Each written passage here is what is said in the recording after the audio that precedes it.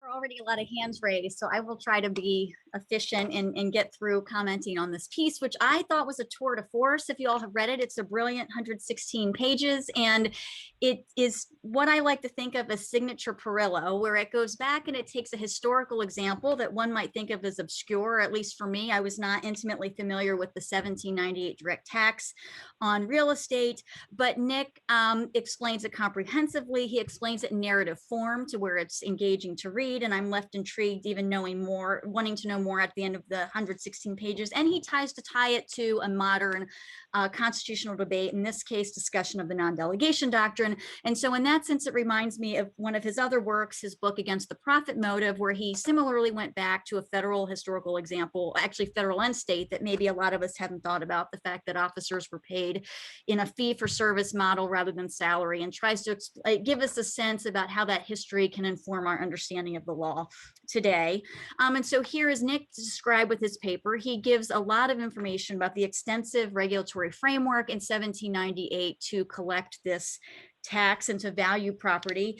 He gives us a sense of history, how the Continental Congress struggled itself to value property, and how that informs a little bit about why Congress perhaps gave some more broad indeterminate standards in its statute. He talks about the political struggles at the state level in valuing property. And so it's just really a rich paper that ultimately, though, I think he's using to make the point, as I understand it, that we are to see Congress as of the earliest time here, 1798, authorizing extensive, vast regulatory structures here with thousands of people involved, where regulators are allowed to carry out and sort of fill in the lines of indeterminate standards. Here, Nick spends most of the time talking about the standard phrase just and equitable and worth of property, and points out that the statute by Congress doesn't really tell the administrators how to measure those things. And so I think on those two discrete points, showing that regulation of private conduct was authorized, and sometimes it involved indeterminate standards, I would say generally I agree that Nick, I think, has shown those things.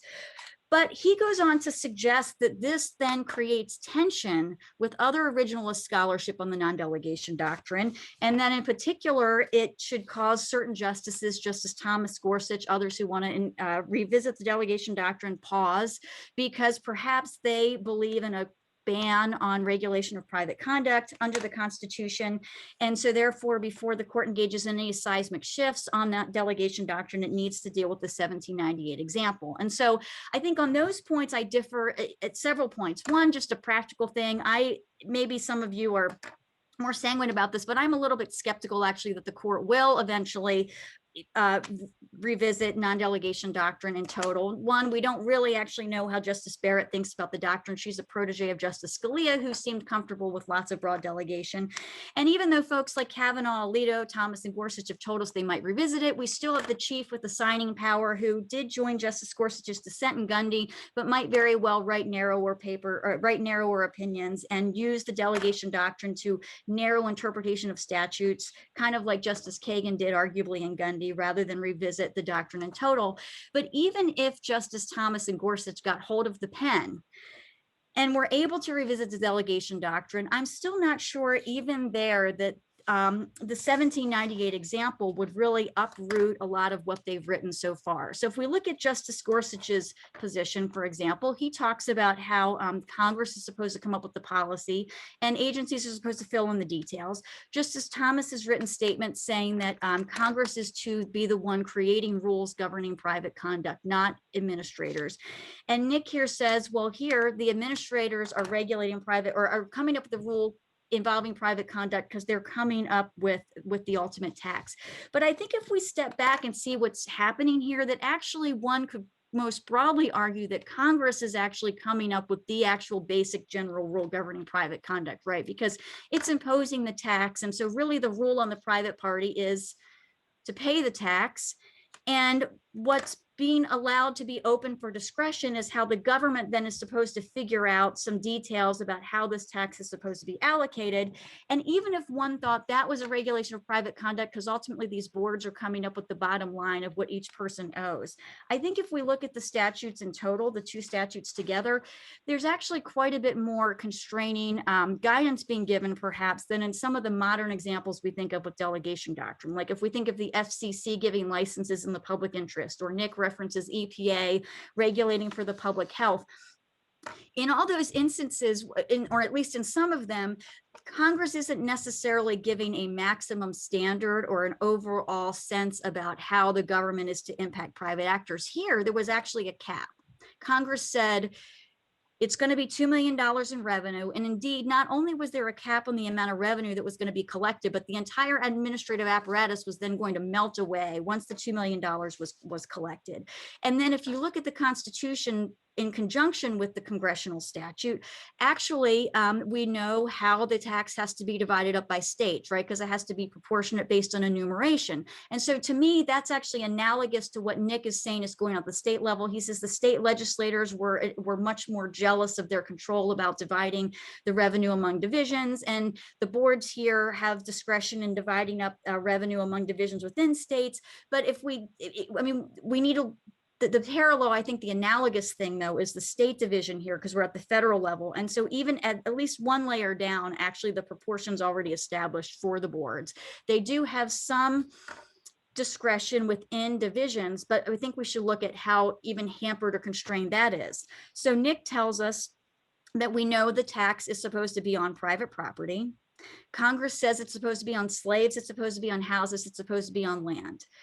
And right off the bat with slaves, actually, there's a hard data point, 50 cents per slave. So at least that portion of what each state owes is just a straight kind of factual assessment, multiply the number of slaves by the 50 cents, you know that portion of the tax. Where the discretion comes in, as Nick talks about, is in the fact that we've got to look at what the worth of the house and the worth of the land is.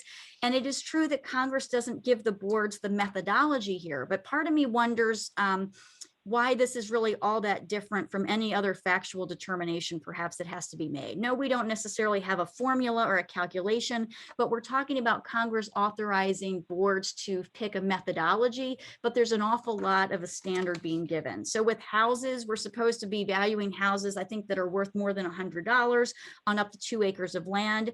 We know what the property is to be assessed because people have to list their house, and they also have to list dimensions. They have to list how many windows, how many stories, the types of materials used to make the house.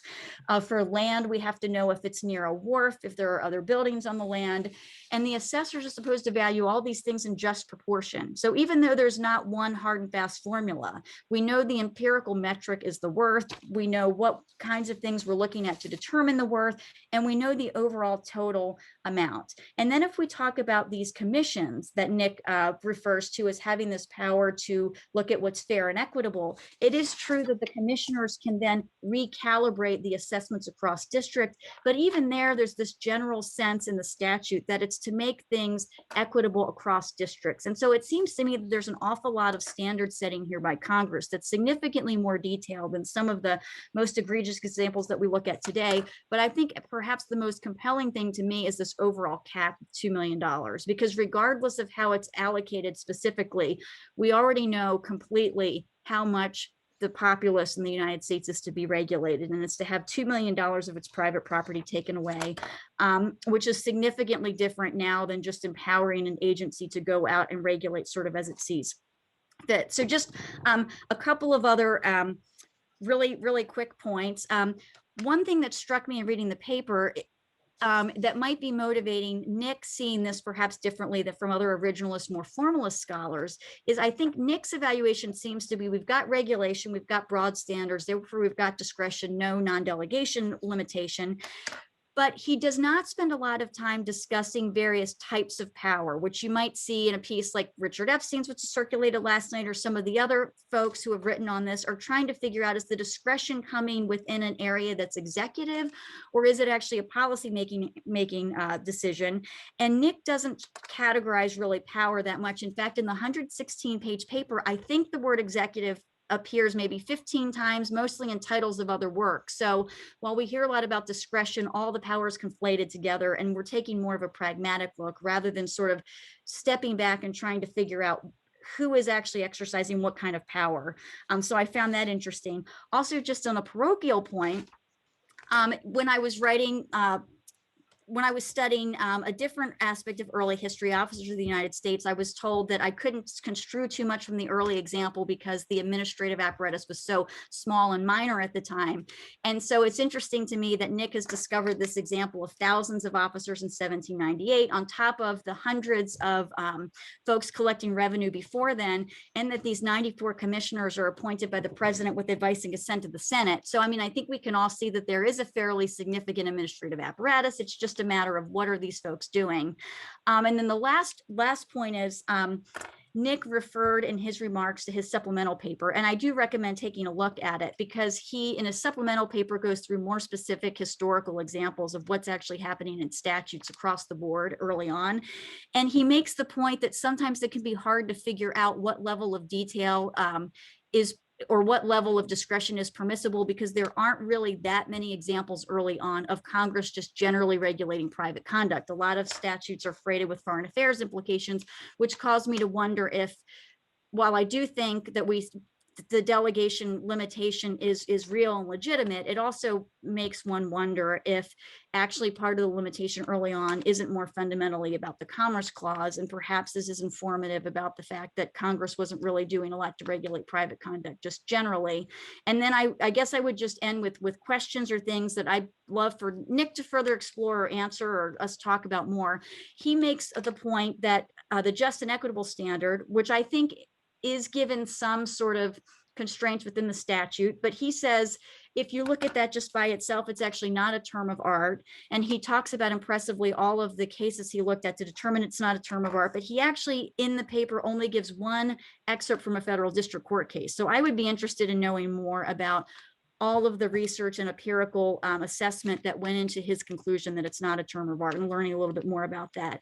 And then I also would be interested in knowing more, either his views or the rest of the views of folks here, about whether it is indeed correct that the broad standards here in this statute can be used to justify administrative power now, when we had the constraint here of the $2 million cap, and it seemed like power being exercised perhaps on a smaller scale or within a little bit more fine points of detail than we have in modern practice. And how much Nick really does feel the 1798 example justifies some of the broader exercises of power today.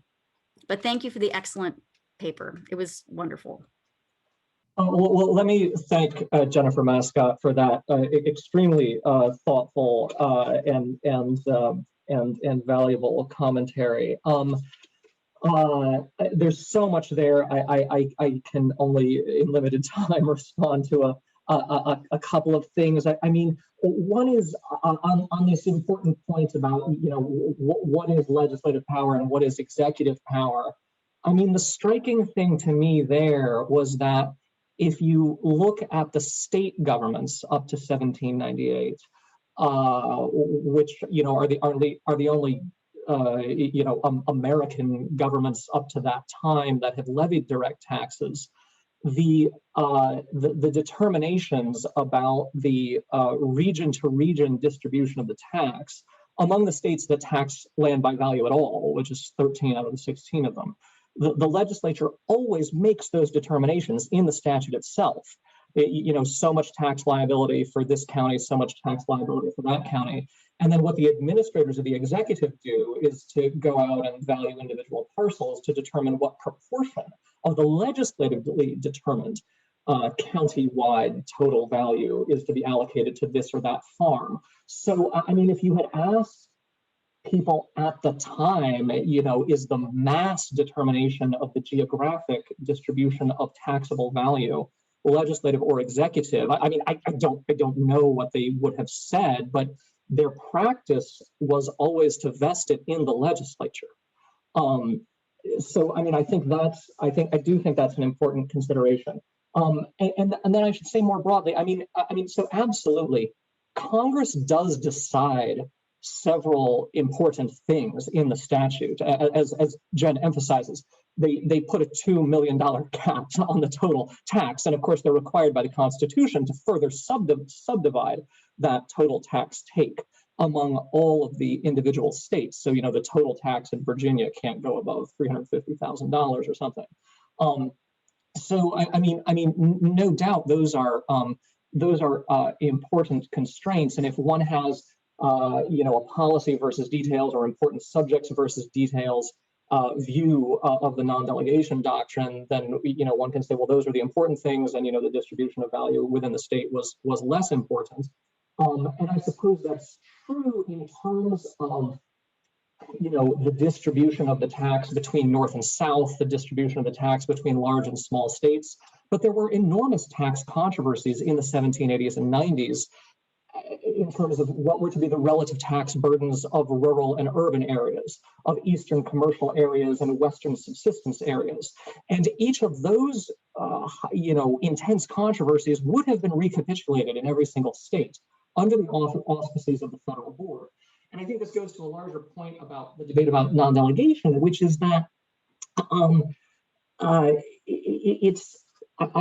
say that this example is most directly a counterexample to categorical bans on rulemaking.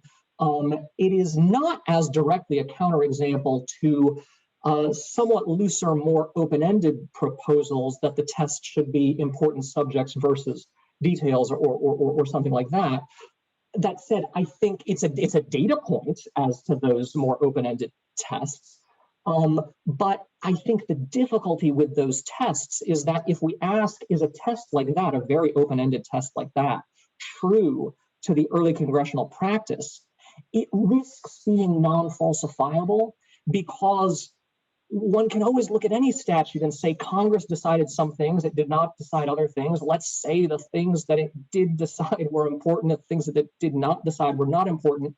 And what I hope the scholarship is working toward is more mid-level principles as to how we distinguish the important from the unimportant and that kind of thing.